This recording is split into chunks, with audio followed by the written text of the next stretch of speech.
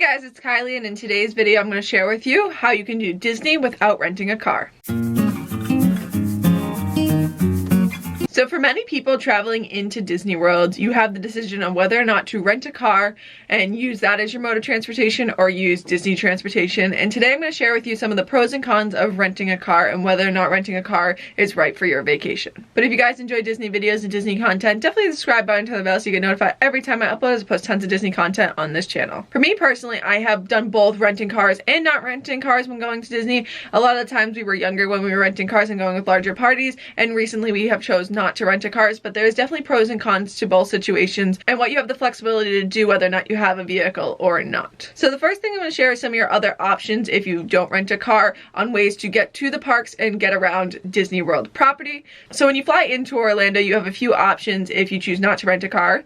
You can either take Magical Express, which is free if you're staying on Disney property, and that will deliver you right to your hotel, or you have the option of choosing a limo service or a service like Uber to take you directly to your hotel. Once you're at your hotel, you then have the availability, depending on what hotel you're staying at, to either use monorails, buses, or boats, or other Disney transportation, whether it's something like the Skyliner. You're able to get to and from your hotel to get to the parks and Disney Springs, so you do have the ability to get to many different locations without having the need for a car. Some of the pros to doing this is you don't have to pay for parking. If you're not an annual pass, you do have to pay for parking at the parks, and if you're not a DVC member, you do have to pay for parking at the resorts. So that can add up. If you have to pay for parking both at the resorts and the parks, if you're using your car to get from the resorts to the parks, that can definitely add up. Using both the overnight charges that the resorts have and the charges of the parks, that can add up to a lot of food and other opportunities that you may not be able to do if you're using the money for parking. Another pro of not having a car is you don't have to find it in the parking lots and you don't have to walk the distances. You have to park it somewhere like TTC, and then you have to take the monorail boat over to Magic Kingdom, where a bus will deliver you right to the front entrance.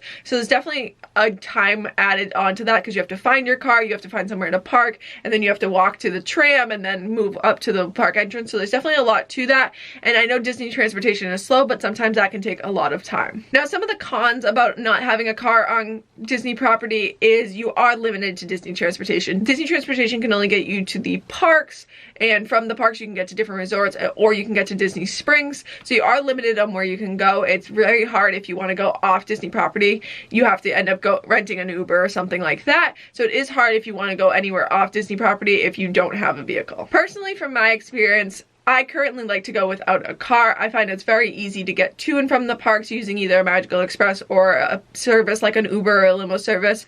I find that's nice and easy to get you right to your hotel, and then from your hotel, I don't mind waiting a little bit for the buses. I find they're still pretty good. They run pretty quickly, especially because we usually stay at hotels near a park. So we usually stay at a hotel that has either boat or monorail access to Magic Kingdom, or one of the hotels in the Epcot area that has the ability to walk to Epcot or Hollywood Studios. However, when I was younger, we did use a car, and I think that had pros to it because it allowed us a little bit more flexibility. We were a big party and we had young kids, so it allowed us to go in and out and be on our own schedule and not be on the schedule of the buses, especially when it was time for, we always traveled with people younger than us, so especially it was time for nap time for those kids. It was definitely helpful to have a car, and if you have a stroller and all of that, it might be easier to have your own car, as you can pack up your stroller and you don't have to bring it on the different Disney transportation. I think it's really important to look into whether or not having a car is right for you based on your needs.